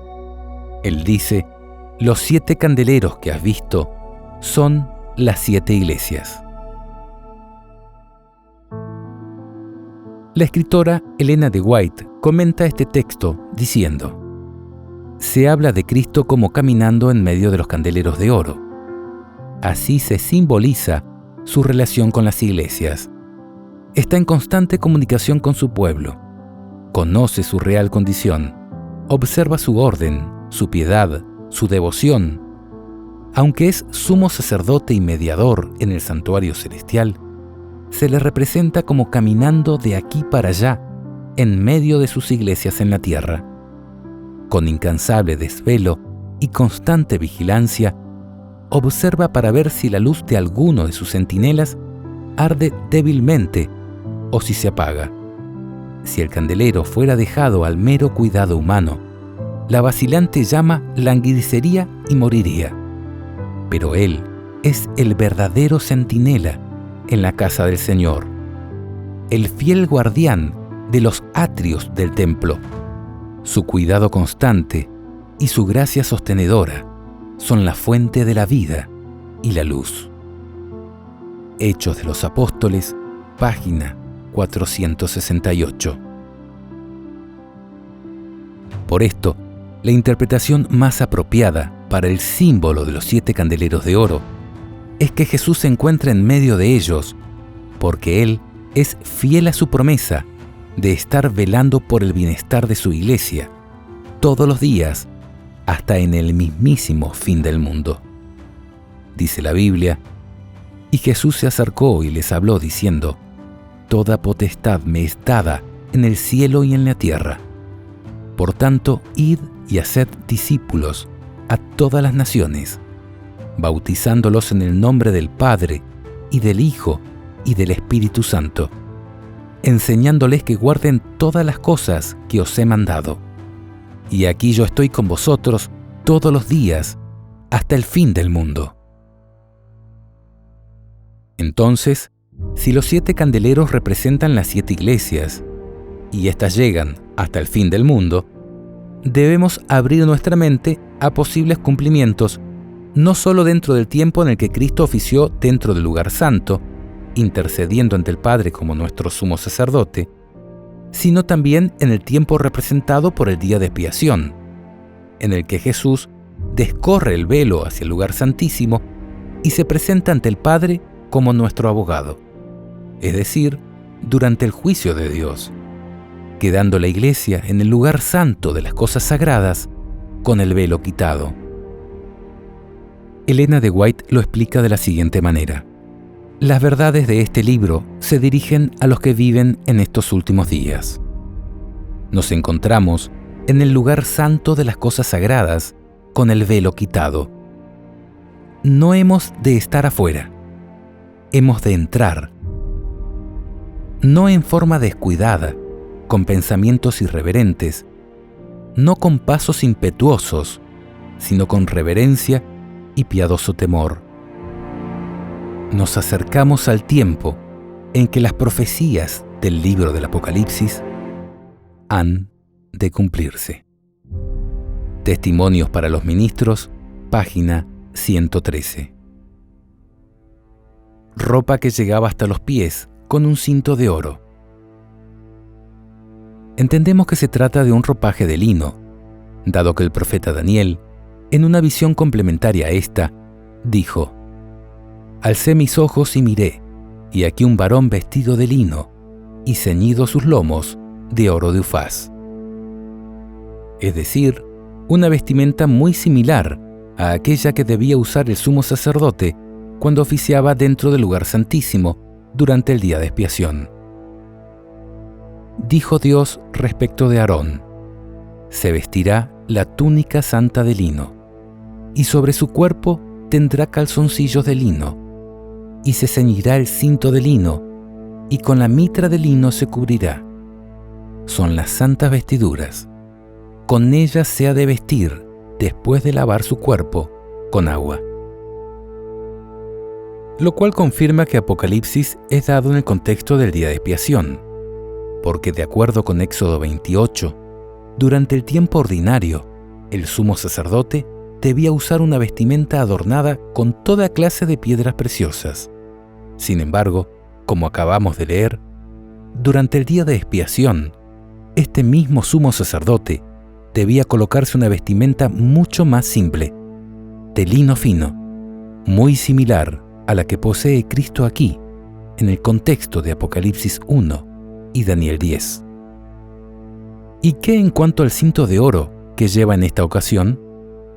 Pues constituye otro elemento simbólico que también apunta a un tiempo de juicio. Isaías dice: y será la justicia cinto de sus lomos, y la fidelidad ceñidor de su cintura. Cabellos como blanca lana. El profeta Daniel presenta a Dios Padre con una apariencia muy similar, diciendo: estuve mirando hasta que fueron puestos tronos, y se sentó un anciano de días, cuyo vestido era blanco como la nieve, y el pelo de su cabeza como lana limpia. Su trono llama de fuego, y las ruedas del mismo fuego ardiente. Un río de fuego procedía y salía de delante de él. Millares de millares le servían y millones de millones asistían delante de él. El juez se sentó y los libros fueron abiertos. En consecuencia, los cabellos como blanca lana, más que experiencia y largura de años, describen el contexto judicial del cual trata la escena profética, dado que en la antigüedad los jueces usaban este tipo de atavíos durante su actuación judicial. De hecho, aún en la actualidad, en algunos tribunales de la justicia británica, los funcionarios judiciales continúan utilizando pelucas blancas, con pesados rulos que caen por debajo de los hombros para dar solemnidad a sus actuaciones judiciales. Por esto, los cabellos como blanca lana de Cristo indican que se trata del tiempo en el cual ya habrá obtenido, de parte de su Padre, plena autoridad judicial. Él dijo a quienes le perseguían: de cierto os digo, no puede el Hijo hacer nada por sí mismo, sino lo que ve hacer al Padre. Porque todo lo que el Padre hace, también lo hace el Hijo igualmente. Porque el Padre a nadie juzga, sino que todo el juicio dio al Hijo.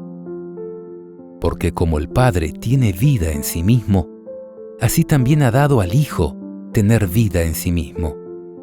Y también le dio autoridad de hacer juicio, por cuanto es el Hijo del Hombre. Y el apóstol Pedro, hablando de esto, dijo: nos mandó que predicásemos al pueblo y testificásemos que Él es el que Dios ha puesto por juez de vivos y muertos. Por su parte, el apóstol Pablo identificó a Cristo como juez en el contexto del gran día del Señor. Dice: Dios, habiendo pasado por alto los tiempos de esta ignorancia, ahora manda a todos los hombres en todo lugar que se arrepientan, por cuanto ha establecido un día, el día del Señor, en el cual juzgará al mundo con justicia, por aquel varón a quien designó, dando fe a todos con haberle levantado de los muertos. Ojos como llama de fuego. Los ojos como llama de fuego representan el poder escrutador de Dios, dado que la Biblia simboliza la omnisciencia de Dios mediante la figura de ojos que lo contemplan todo. Dice: no hay cosa creada que no sea manifiesta en su presencia. Antes bien, todas las cosas están desnudas y abiertas a los ojos de aquel a quien tenemos que dar cuenta. Por esto, a través de este símbolo, también podemos conocer que Apocalipsis trata acerca del tiempo en el cual Cristo juzgará al mundo con justicia. Dice Pablo: pero por tu dureza y por tu corazón no arrepentido, atesoras para ti mismo ira para el día de la ira y de la revelación del justo juicio de Dios, el cual pagará a cada uno conforme a sus obras, en el día en que Dios juzgará por Jesucristo los secretos de los hombres.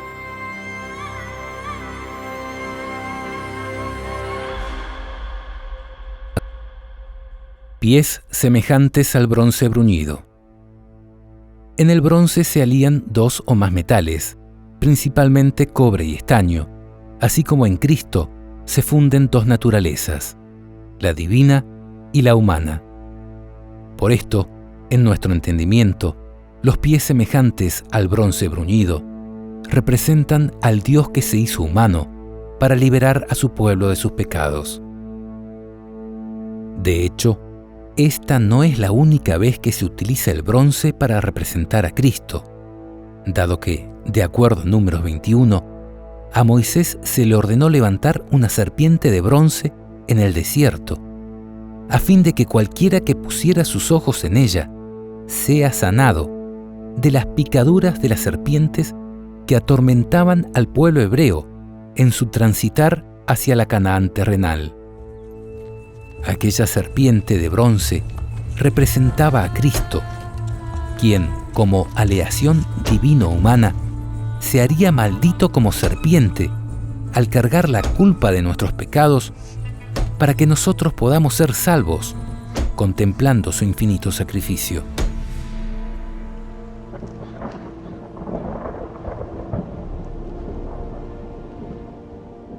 Ahora, este aspecto de Cristo también alcanza un significado muy especial en los últimos días, porque así como en la gran aflicción que le provocaba las picaduras de serpiente al pueblo hebreo en su transitar hacia la Canaán terrenal, todo el que miraba a la serpiente de bronce alcanzaba sanidad. Todos los que miren a este Jesús con pies como de bronce bruñido, en la gran aflicción de los últimos días, alcanzarán salvación. Gran aflicción que tendrá que sufrir el pueblo de Dios en su transitar hacia la Canaán celestial, y que será provocada justamente por aquella serpiente antigua, llamada Diablo y Satanás.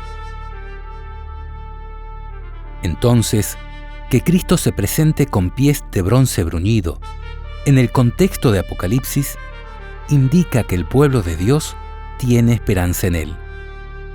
Dice Joel: el sol se convertirá en tinieblas y la luna en sangre, antes que venga el día grande y espantoso de Jehová. Y todo aquel que invocare el nombre de Jehová será salvo, porque en el monte de Sión y en Jerusalén habrá salvación, como ha dicho Jehová, y entre el remanente al cual Él habrá llamado. Voz como estruendo de muchas aguas. Ezequiel 1:24 describe la voz de Dios como sonido de muchas aguas y ruido de muchedumbres, conceptos que, a su vez, están muy relacionados entre sí, dado que muchas aguas es el símbolo que utiliza la Biblia para referirse a multitudes. El Salmo 29 presenta a Dios como tronando sobre las muchas aguas, en un claro contexto apocalíptico. Y el profeta Joel, citado anteriormente, dice: porque he aquí que en aquellos días y en aquel tiempo en que haré volver la cautividad de Judá y de Jerusalén, reuniré a todas las naciones y las haré descender al valle de Josafat, y allí entraré en juicio con ellas a causa de mi pueblo. Muchos pueblos en el valle de la decisión, porque cercano está el día de Jehová en el valle de la decisión. El sol y la luna se oscurecerán, y las estrellas retraerán su resplandor.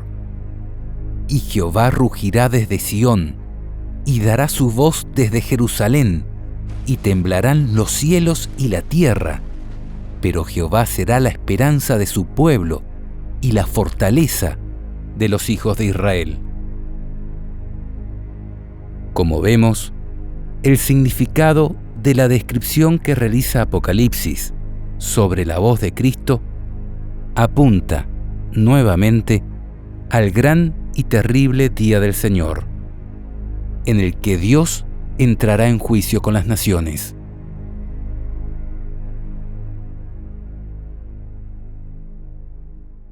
Siete estrellas en su diestra. Según Apocalipsis 1:20, las 7 estrellas simbolizan a los ángeles de las 7 iglesias. Ahora, ¿qué representan los ángeles de las iglesias?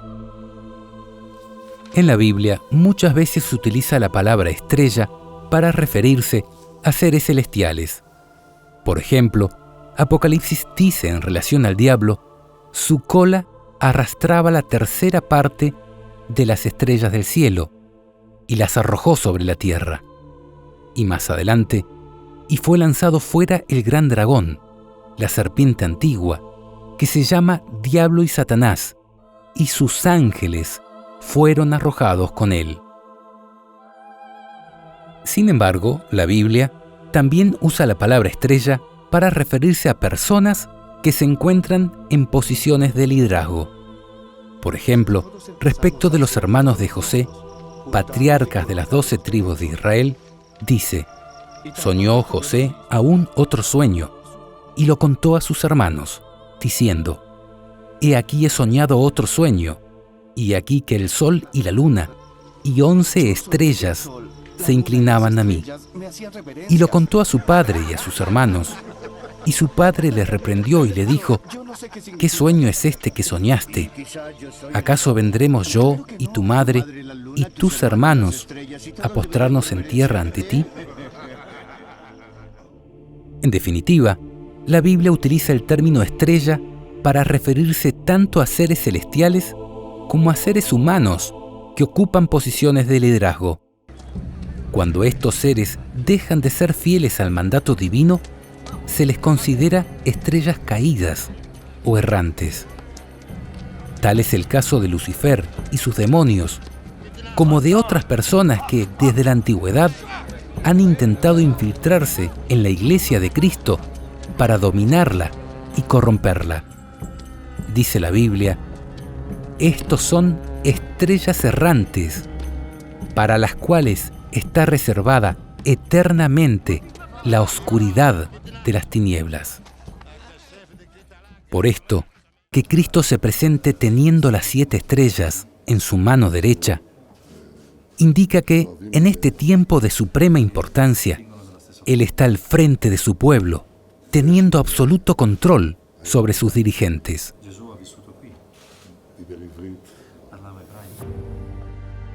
Elena de White escribió: Cristo fue presentado como sosteniendo las 7 estrellas en su mano derecha.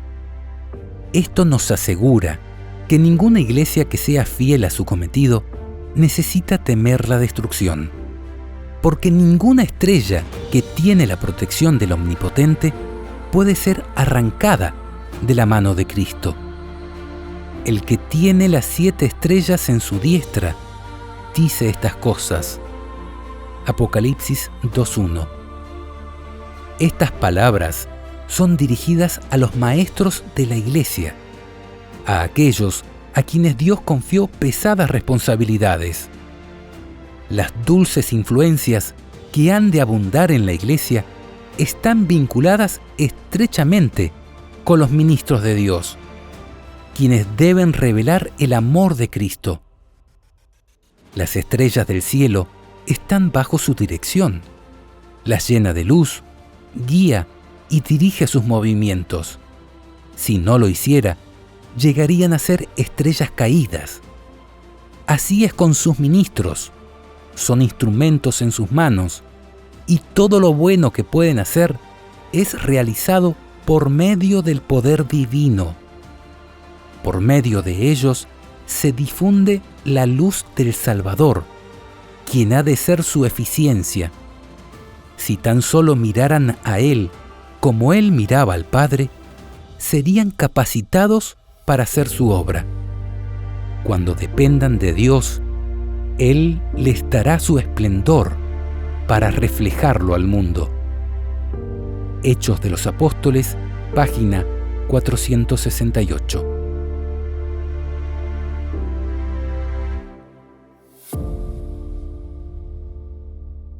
En su boca, una espada de 2 filos.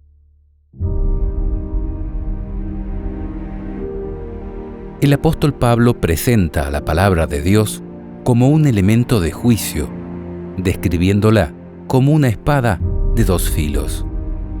Dice: la palabra de Dios es viva y eficaz, más cortante que toda espada de 2 filos, y penetra hasta partir el alma y el espíritu, las coyunturas y los tuétanos, y discierne los pensamientos y las intenciones del corazón. Y no hay cosa creada que no sea manifiesta en su presencia. Antes bien, todas las cosas están desnudas y abiertas a los ojos de aquel a quien tenemos que dar cuenta. Y el propio Jesús afirmó: el que me rechaza y no recibe mis palabras, tiene quien le juzgue. La palabra que he hablado, ella le juzgará en el día postrero. Como vemos, existe una relación directa entre la palabra de Dios y Jesucristo, dado que Él mismo es identificado como la palabra o el verbo de Dios. Dice: al principio existía la palabra, y la palabra estaba junto a Dios, y la palabra era Dios. Todas las cosas fueron hechas por medio de la palabra, y sin ella no se hizo nada de todo lo que existe. Y la palabra se hizo carne y habitó entre nosotros. Por esto, aquella palabra que nos creó y se entregó por nosotros, será quien nos juzgará en el gran y terrible día de Jehová. Cuando se presenta a Cristo viniendo para ejecutar su ira sobre las naciones, Apocalipsis dice: entonces vi el cielo abierto, y aquí un caballo blanco, y el que lo montaba se llamaba Fiel y Verdadero, y con justicia juzga y pelea. Sus ojos eran como llama de fuego. De su boca sale una espada aguda para herir con ella las naciones. Y él las regirá con vara de hierro, y él pisa el lagar del vino del furor y de la ira del Dios Todopoderoso. Por esto, la espada aguda que sale de su boca apunta nuevamente al tiempo en el que Cristo ejecutará su juicio sobre los impíos. Isaías, hablando del Mesías, dice: juzgará con justicia a los pobres, y arguirá con equidad por los mansos de la tierra, y herirá la tierra con la vara de su boca, y con el espíritu, es decir, el soplo de sus labios, matará al impío. Rostro como el sol. Dios se define a sí mismo como un Dios de luz. Dice la Biblia: Dios es luz, y no hay ningunas tinieblas en él. Él revela lo profundo y lo escondido, conoce lo que está en tinieblas, y con él mora la luz. Él es el único que tiene inmortalidad, que habita en luz inaccesible. También Apocalipsis, al describir la ciudad de Dios, la Nueva Jerusalén, dice: la ciudad no tiene necesidad de sol, ni de luna que brillen en ella, porque la gloria de Dios la ilumina, y el Cordero es su lumbrera. Sin embargo, la Biblia también vincula este aspecto del rostro de Cristo con lo que venimos exponiendo en relación a que Apocalipsis es un libro escrito en el contexto de los juicios de Dios, más específicamente en relación a su etapa ejecutiva. Dice Malaquías: porque he aquí viene el día, ardiente como un horno, y todos los soberbios y todos los que hacen maldad serán estopa.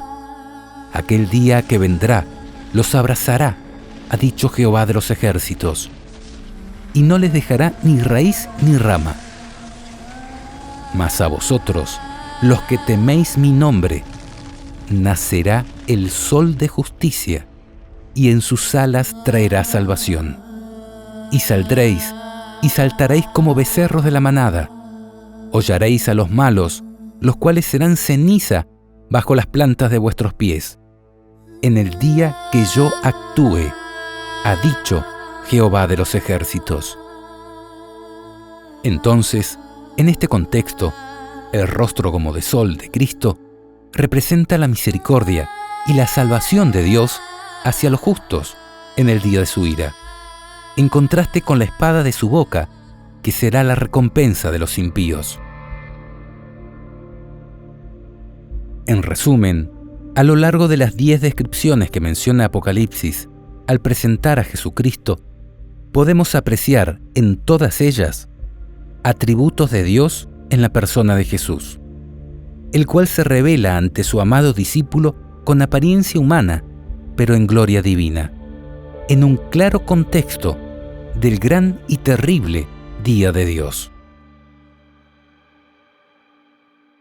Es importante destacar que el profeta Daniel, unos 700 años antes, ya había descrito a Jesús de una manera muy similar, en el contexto de visiones sobre lo que ocurriría con el pueblo de Dios en el fin de los días.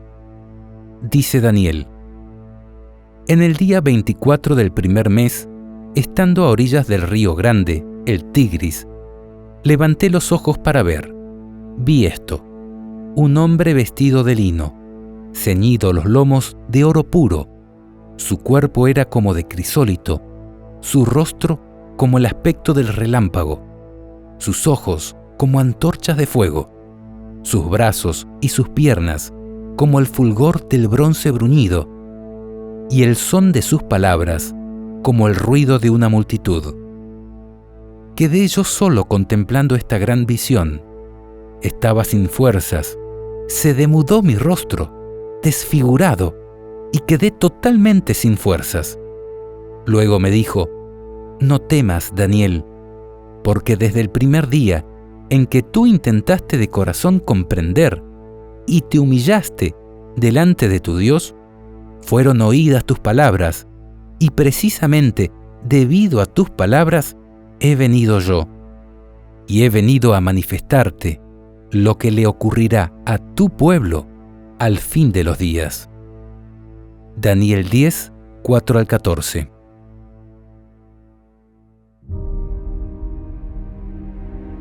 Elena de White comenta: esta descripción es similar a la que fue dada por Juan cuando Cristo se le reveló en la isla de Patmos. Un personaje nada menor que el Hijo de Dios fue el que le apareció a Daniel.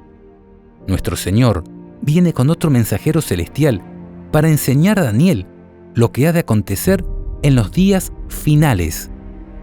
Las grandes verdades reveladas por la palabra del Redentor están destinadas a aquellos que investigan la verdad para encontrar los tesoros escondidos.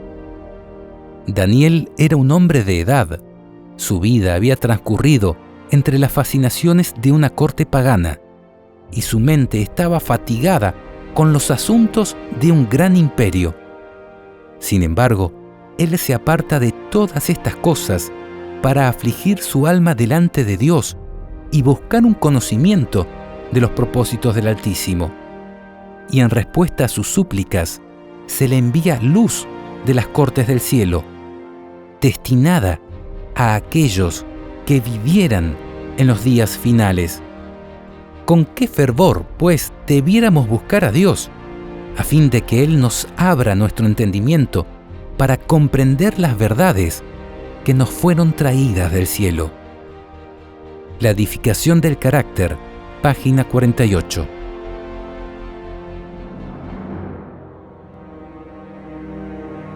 Si estamos de acuerdo en que la visión del Hijo del Hombre que da Apocalipsis 1 es congruente y asemejable con la que da Daniel 10, y si hemos leído bien que las revelaciones dadas al profeta Daniel tienen que ver con el fin de los días, tenemos que comprender que esto tiene una importancia fundamental en los principios de interpretación que aplicaremos al texto apocalíptico de aquí en adelante. Porque si lo que hemos expuesto hasta aquí, en relación a que Apocalipsis es dado en el contexto del juicio de Dios, es verdad, quizás muchas de las cosas que hayamos comprendido alguna vez acerca de este libro tengan que reconsiderarse.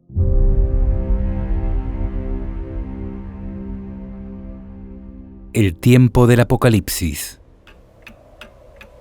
El tiempo para el cual fue dada la revelación del Apocalipsis es un asunto de gran discusión para muchos. Algunos aplican casi todo a un pasado remoto. Otros lo llevan a un futuro lejano, y pocos lo aplican a sus vidas. Sin embargo, Jesús, desde el mismo capítulo inicial, se ocupa de aclarar este asunto, diciéndole a Juan: escribe las cosas que has visto, y las que son, y las que han de ser después de estas. Es decir, las cosas que Dios le reveló a Juan claramente se aplican a un presente y a un futuro determinado. Ahora, ¿cuál es el presente del Apocalipsis? Para responder adecuadamente a esta pregunta, es necesario ahondar en el concepto de multidimensionalidad de la palabra profética. En este sentido, el Apocalipsis, como ya hemos visto, debía ser escrito y enviado a 7 iglesias que estaban en Asia: Éfeso, Esmirna, Pérgamo, Tiatira, Sardis, Filadelfia y Laodicea. Razón por la cual alcanza un primer cumplimiento en los días de estas iglesias.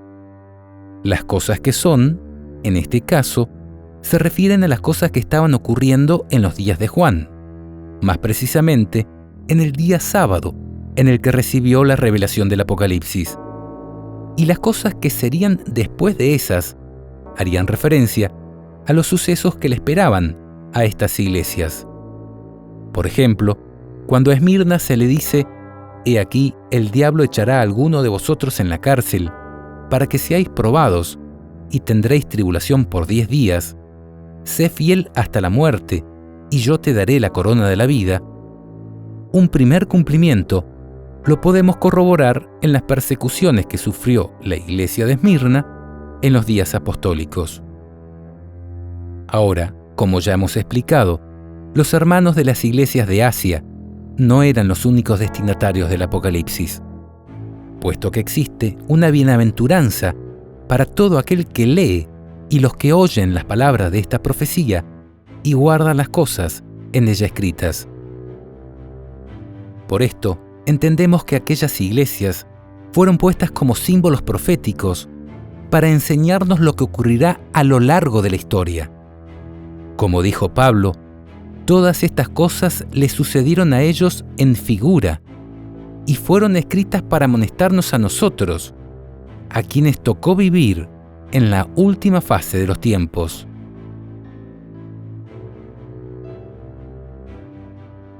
En este otro sentido, también podemos entender el presente del Apocalipsis en los días de Juan, pero las cosas que sucederían después se verificarían en los sucesos que le tocaría vivir a la iglesia a lo largo de la historia y hasta el regreso de Cristo.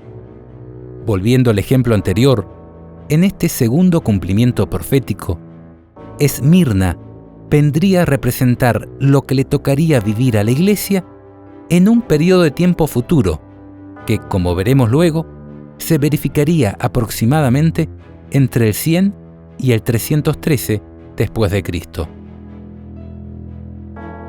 Ahora, también debemos considerar otro tiempo inicial para el Apocalipsis, y es el que refiere al presente profético, dado que Juan fue transportado en visiones a un tiempo diferente al suyo.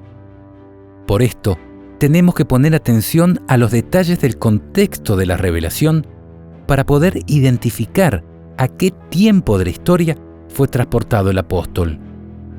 Ya hemos comentado que la expresión «yo estaba en el Espíritu en el día del Señor», que aparece en Apocalipsis 1:10, se refiere no solo a que Juan estaba adorando a Dios en el 7º día de la semana, sino también a que fue transportado en visiones al tiempo del juicio de Dios, representado en el sistema festivo del santuario terrenal por el día de expiación, auténtico sábado y día del Señor en todas sus implicancias. Esto nos lleva a comprender un asombroso cumplimiento de todo el Apocalipsis en el tiempo del fin. Más precisamente, en el contexto del juicio ejecutivo de Dios. En conclusión, vemos una vez más la necesidad de expandir nuestra mente a la hora de analizar e interpretar el Apocalipsis, dado que la palabra de Dios es mucho más profunda y abarcante que la nuestra. Debemos, por tanto, comprender esto y comprender que el Jesús que reveló el Apocalipsis es el mismo que contestó sobre las señales que indicarían la inminencia de la destrucción de Jerusalén y las que anunciarían el fin del mundo en un solo discurso. Por esto, el propósito de nuestro trabajo es llevar a su consideración este cumplimiento multidimensional del Apocalipsis, con especial énfasis en las cosas que atañen a nuestro tiempo y que por lo general son las más desconocidas y pasadas por alto por la mayoría de la cristiandad. Elena de White escribió: estudiad el Apocalipsis en relación con Daniel, porque la historia se repetirá. Nosotros, con todas nuestras ventajas religiosas, debiéramos saber hoy mucho más de lo que sabemos. Los ángeles anhelan mirar las verdades que son reveladas a aquellos que, con corazón contrito, investigan la palabra de Dios y oran para obtener mayores longitudes y anchuras y profundidades y alturas del conocimiento que solo el Señor puede dar. Testimonios para los ministros, página 116. Le invitamos a que ahora mismo lean nuevamente el capítulo 1 de Apocalipsis y compruebe cómo ya se ha abierto ante sus ojos. Este documental está basado en el libro Apocalipsis, el juicio de Dios, de Noé Aguilar.